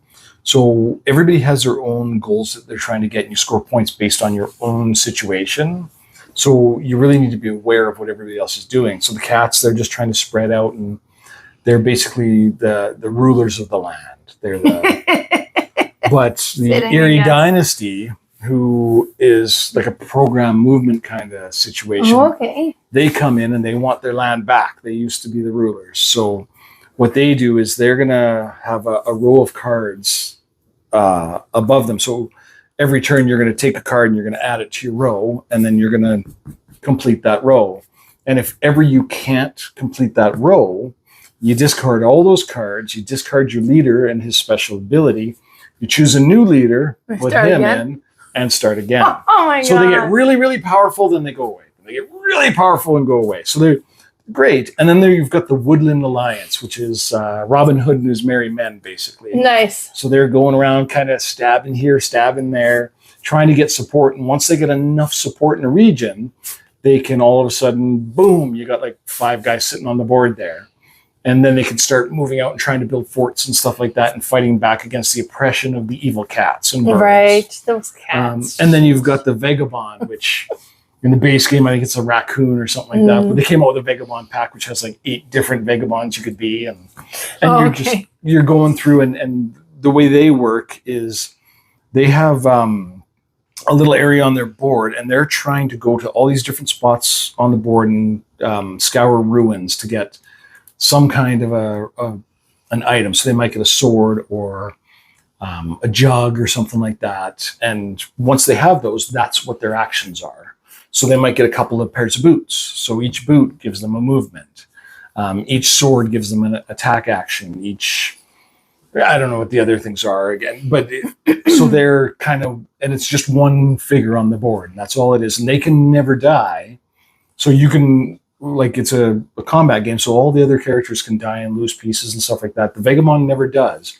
But what happens is when he gets into a combat and loses, his items get damaged. Okay. So until he fixes those items, it's going to limit the amount of actions he has, because he only gets an action for every single item that he has, and it's only that action. So it's, I don't know, it's really fascinating. I know they came up with a couple of expansions that gave like lizard men and beavers and stuff like that, and nice. It's just a great little game, and all the cards have like multiple purposes. So you're gonna have a hand of cards, and they do different kinds of things. And yeah, it's just it's a heavier game for sure in my mind. It's a little bit harder to teach because you got to teach each character separately. Each character, but you can always like play one of the harder characters yourself and give the Vagabond, who's fairly easy to play in my mind, or the cats, right, to somebody who's new and let them step in. But and it takes a long time to play, but so this is one that I owned. I owned all of it and got rid of it because, again, apps just ruined it for me. Get off your apps. I know. It's so hard. It was just, I couldn't get it to the table. That's the thing. It wouldn't be one that would easily make it to the table. No, like I almost feel like it's like a convention kind of game for the way that I play games. Like I don't have the right kind of people around and the time to dedicate to it. Yeah, and the time to dedicate to it. So I mean, the app's great. The app's very very true to the actual game. Like it feels like you're playing the game when you're playing the app. But I mean, the pieces are just great. And there's like an opposite side of the board. It's like a winter scene. It doesn't really change anything. Just I don't know. It mixes it up a whole bunch. But yeah, it's a wonderful, wonderful game. If you get a chance to play it, you definitely should. Nice. I know they did another one that was like a cavern or something like that. Can't remember what it is, which was like a neat, similar asymmetric type of thing. Like where you could play as the cavern, you could play as a I played that one. Yeah, what is that called now? I can't remember. I wanted to say the cave, but I'm not sure that that's what it was called. Cave or cavern or something like that. But anyways, it's a similar idea for sure. And I do think I've played both of them, and I feel like this one's the superior one for sure. Okay, so, Vast. Vast, yeah, Vast. The Crystal Caverns or something like that. Yeah. But it's just great, and it's got the cute little animals. And apparently, in my old age, I'm starting to like cute little animals more. So, such a softie. Toughen up already. There you go. Perfect. But that's my number 52. Nice. Root. My number 52 is so good. The components are amazing. Those are like the biggest cubes I've seen in the game yet. It can be a little mean, which is just great. Any idea? No, I have no idea. Big cubes and it's mean. Oh, I know. It's so good. What is it? Imhotep. Imhotep. I've never played it. You need to play Imhotep. It's so good. Okay. So everybody plays and they have their own colored cubes. And these are going to be like the stones that you're building Egypt with. Sure. Right. And then on your turn, you can take like these cubes are massive. Like they're I've played huge. this. You have played it? Yep. Okay, good. So you have these different spots that'll do different things. And then you put the cube on the boat. And each round you'll have different size boats available. And depending on the number of players, how many boats are going to be available and stuff. Now, each of those boats are going to be like, okay, well, it can hold 4. But once it's at 3, you can ship it. Okay. And on your turn, you can put a cube or you can ship a boat. Sure. Right. So, and then be like, okay, so I really want to go and build on the pyramid because depending on where you build on the pyramid, it's worth different amount of points. Okay. So the base is worth so much, but different position on the base. And then the second is worth, level is worth so much and so on. And then you have the, what is that one called there? The temple. The temple. And then that's where it's like, what's showing on the top, like if you have the majority of what is showing from like bird's eye view down, then you would score that. And then obelisk is if you can, as tall of a tower, the tallest tower wins. So somebody's got their boats and they're about to send out, and it's always gets played from whoever's in the front puts their stone first. So you can place your stone anywhere that you want. And then it could be like, okay, I really want to go into the thing and they're about to go there. So it's my turn. I'm just going to ship the boat that I'm not even on and send them to the obelisk, which they're already winning anyways.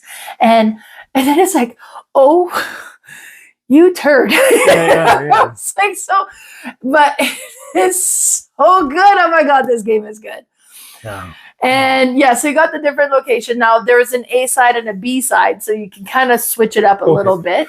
You can go to the market, and the market will have different cards that allow you to, so you can place your even if you're not in the front of the boat, you could play first. Or it has like the more of these cards you have, the more they're worth, or different things like that. And then you'll have the one at the top, and I don't know, but that you're trying to create clusters of your stones there. Right. And the bigger your cluster, the more they score. And then all the different clusters will score. I think every time in there, like mine is like 1s and 2s. They just never work out as a cluster because they always get built from, top to bottom, left to right, depending on the order of what is on the boat. So it's kind of like, okay, if I go there, I will. So like there is some strategy to it, but you can mess with each other's strategy as well. And you have to, because otherwise they'll, you gotta, so good. Can't let them run away with it. Yeah. So good. This game is so good. I absolutely love it. There's a dual version that I haven't tried. I don't know. I want it. Yeah. No, Carla recently got it. So, but yeah. Nice. Yeah. Imhotep's so good. I think this might have been the first game that I ever played in your house. Oh, okay. Because it was quite a while ago. I don't really remember all the details of it, but I definitely played it, and I don't know that I would have. Was it here or in Didsbury? I think it was here. Okay. Yeah, I didn't know you when you were still in Didsbury, really. No, I guess not really. Yeah, you just kind of moved. So, but it's good. Yeah, no, it looks really good, and I think I remember liking it, but it was. He did. He loved it. Again, I'm old. I forget stuff. It's fine. But yeah, it looks great. So that's your number 52. That's my number 52, Imhotep. Imhotep. Mm-hmm. Nice. Yeah, that's great. Okay, and then the final one from this installment. Wait, what? Are we halfway we're done halfway. after this one? Halfway. Guys, we're halfway. Yeah. Man. Feels like, I don't know. Yeah, halfway. Feels like there's a lot to go still. Man, it feels like I'm almost building a legacy here. Oh my God. Or maybe this is going to be a bad joke, I apologize. Or maybe I'm building a legacy of you. Sorry. Nice. So my number 51 is Legacy of You. So this is another Shem Phillips game. I think I had Scholars of the Okay, South yeah. Tigris on my list, which is a Shem Phillips game. I'm pretty sure it is. It's Garphill anyways. And I Okay. think Shem does all the Garphill stuff. Does he? Okay. I think he does. But so this is a solo game. It's a solo-only campaign. And as soon as I saw that there was like a small box, because it's not a big box. So it's solo only. It's solo only. It's Oh. strictly solo. And it's a campaign game. And what it is I can't remember who the emperor is, but you're basically working for the emperor, trying to build the canals to stop the rivers from flooding over and destroying your villages. Nice. Okay. Yeah. And in the meantime, you're trying to fight off barbarians who are coming in and invading the village, because why wouldn't they be? But yeah, so it's one of those games where you're going to start your turn with a certain amount of resources, and then you need to make those resources last a long time, because you have to advance and build your so the little blue or the little red boat there, wherever it is, you can build a canal, but you have to discard a certain number of resources. So like where the little red boat is now, it's 3 white workers and 2 shells, and you can build the next canal. Okay, yeah. And that blue wave right behind them, if that ever reaches your boat, you're done, you lose. And then up at the top of the board, you have a whole bunch of townsfolk that you can use. So you can pay resources to gain a new townsfolk if you want. So, and then you can, I think you can just choose a townsfolk, but you take them, and you can either take them as like a permanent bonus to your village. So every round you'll get a little bit of a bonus, or you can take the one-time bonus, which is not necessarily as good, but you might really need it in that time, because you have a limited deck as well of townsfolk. And as soon as you don't have any townsfolk left, you're done. You lose again. Oh, yeah. And Lose then, again. and if you wait too long, the barbarians are going to fill up that top row again. And if the barbarians ever fill it up, you lose again. And it's just, it's just a resource management. You're trying to get as much done as you can, as quick as you can. And then, so it's funny because when I bought this, our friend Ashley bought it as well. And we were talking about it. And she's like, I just can't beat this game. I've played it like 4 times and I just can't get past it. So she sold it away. I'm like, well, actually, I think it's made actually so that you can't win the first scenario. Okay. Because after I'd played it a couple times and lost, and I was like, okay, well, I'm just going to keep going on and work through the scenario, because there's little keys that you get, like not keys, but you might like destroy a bad guy, and there will be a little number that you go and you look through the deck, and there will be a little bit of story, and then a new card adds to your deck or something. Okay, yeah. And as you go through the scenarios, you improve. You improve, and like the bad guys might change, and it's a story. Like there's a story behind it. And when I finished it for the first time, I decided, okay, I'm going to just cheat. And I want to like play everything open-faced, know what everything's going to be, and choose what the best option would be. I still couldn't beat the first level. Oh, okay. So I really think it's made so that you're going to lose lose like that first one. a stepping stone to kind of get some of the experience you need. Yeah.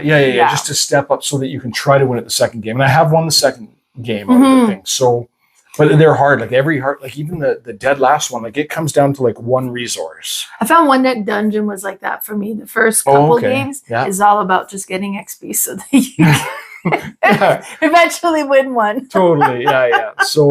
So I hope that Ashley eventually picks it back up again, because I know she likes some of these like South Tigris types of games. And it's in the same vein as, I think I had it on my list earlier. I hope it was on my list earlier. But Hadrian's Wall. Yeah, I think it was. Yeah. Okay, yeah. So it's in that same vein. And I do like this more than Hadrian's Wall, so I'm glad I put them in the right order. Yeah, it sounds good. But yeah, it's just one of those resource management games. And I avoided most of the Garphill, Shem, Phillips games, but now I love them. Like, embrace. I just need to play them all. And sorry, kids, you're not going to college. I'm buying all the games. But yeah, that's my number 51. Yeah. My favorite game of my top 50, Legacy of You. Yeah, of your bottom 50, but whatever, yeah. Bottom 50, so, whatever. Yeah, so I looked at that one. I was like, that one looks so good. Why have I not played that one? Oh, because it's solo, and I'm too social for solo. Yeah, so I almost never solo. Plus, it's campaign, and I have commitment issues. So the good thing about this campaign is, like, I think if you really sat down, you could play it in like 7 hours.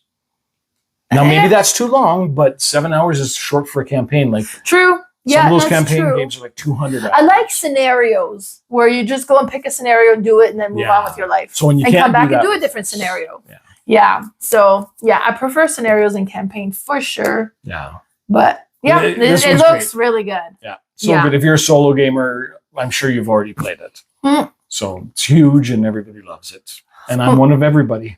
My number 51 is kind of similar themed, but it's not solo. It's not campaign. So then I play it. Okay. And it's Yedo. Yedo. Yeah. So I purchased this one just recently and we played it. So this is one because it was published in 2012. Originally. They've And then they done did a Kickstarter like 5 years ago. Yeah. And it was a pretty Kickstarter. Yes. Did you get the pretty one? I don't know what I have. I don't think it's Is it a big white box? No, so I don't think, so I think I got the original, which I still really like, honestly. Yeah, it's sure really, so, and this is worker placement. But it was so interesting. So first you go and you kind of bid on what you want to do in the top actions. And you could go and get like one of the buildings or rooms that you would add to your player board, the dojos. Yeah, I forget the term and those were always not available for me. Like those were tough to get, but they're so good to have because some of the things that you're trying to accomplish, because you also have the goal cards you're trying to do. And there's 4 different levels of goals that you want to do. And you'll have to have different things. And there's 2 levels on each of those cards. Mm-hmm. Like, do you do just the base one or do you want to do like and the extra stuff? And of course you want to do the extra stuff because it gives you more stuff. But then you need to have more stuff and you need to have the correct weapon, the correct dojos, and the correct location to be able to activate these. Like, so there's a lot to consider here. Plus you'd be like, okay, well, I'm going to go at this location. But then you have this little police officer or whatever that he is, and then he blocks a location each round. Yeah. Unless you have something that'll mitigate that, where you can either move them along, which would really suck for everybody that planned not to go there and went to the next one. Because he affects everybody in the next one. Because then he would affect everybody else. Yeah. Or you could have one where you do get like one free pass where be like, get out of jail free card kind of thing.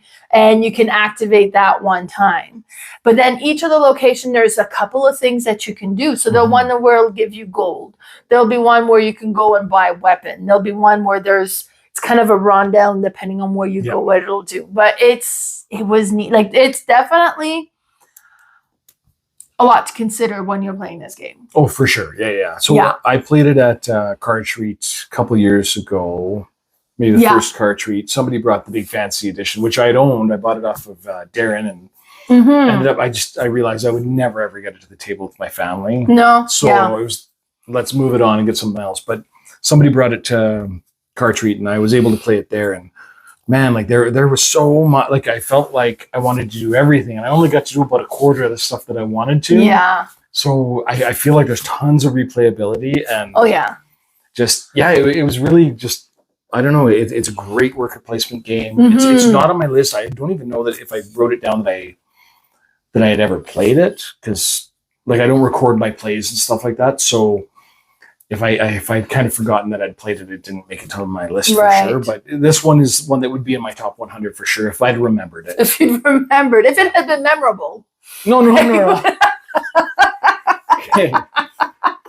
Fair. You know what? That's fair. But yeah, if I had thought about it, it would have been up there for sure because it's so great. It is so good. Yeah, and I just remember the weapons. I was trying to get this one weapon, and I just kept drawing like 15 weapons every turn or something, and I couldn't get the ninja stars, and I just wanted ninja stars, guys. And you can there's one location where you can trade as well. Yeah. Like so, but you got to be at that location, have people to trade with, and But yeah, it was good. Yeah, it was so good, so much to consider. But still, even though it's so much to consider, it wasn't like a super difficult game to play. Worker placement was like, well, this one you do this, and then this one you do this. So it kind of all made sense. For sure, yeah. But it was, well, and everything was thematic too. Of course. Like every single section that you went to, it made sense what you were doing in that section. Yeah. So yeah. I mean, that's a great pick. Yeah, and the master set or master edition or whatever is stunning.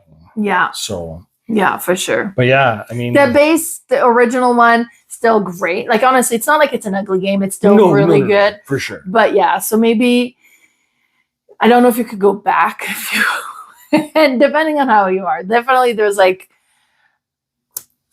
a pretty factor to like the newer one. But this one looks good though. Like this is the original, and I mean it looks just about as good. Like they just gave you prettier pieces, like the metal coins and. Which you can get metal coins for anything anyways. Yeah, so really, like, I wouldn't hesitate to buy this instead of the... Because I think we played this on my copy, and we just grabbed the scythe coins and play with those. Sure. Of course. Yeah, for sure. But, I mean, for the way to finish off this video, I don't know if I could have picked a better game myself. Yeah, it's good. Just good job, me. Good job, you. Number 51, Yedo. Perfect. So be sure to tune in next week for our first of the top 50. We're getting some good games finally. Oh, they're all good. Well, yeah. Because a good like Quarriors had dropped 27 position. Oh, you had it like 30 or so, hey? Wow. But I don't dislike it. I love it the same. It's just there's so many awesome games. There really is. Yeah, like you know what, guys? Like in all honesty, if you go to the game store and just pick up a game that looks pretty or appeals to you, 95% chance you're going to love that game. Yeah. Like, yeah, go out and play games because it's the best. It's so good. Perfect. You have a Dubai thing going? Or? Well, because this one is going to air on Friday. So if you're in the area, tomorrow is the Acme Legion game day. From, what did I say? Is it 10 to 5 or 11 to 5? Nice. So when this is going to air, just the very next day is a community game day in the area. Perfect. How much seating is there at? I think 40 comfortably easy. Oh, nice. Yeah, and that's a good group. That's a nice size because you can mix it all up. Last month we were 21 for the first one as well. First ever. Nice. Yeah. Well, make it out. I might try to make it out. Wormspan's going to be there. Wormspan's going to be there. How do you have Wormspan already? It's not even in retail yet. Well, because I'm special. You are special. I bought it. But Great. Yeah. Okay, perfect. Yeah. Well, remember tomorrow, go to the Acme Legion and visit with Mel. Yeah. All right. Thanks for tuning in. Bye, everybody. Bye, everybody.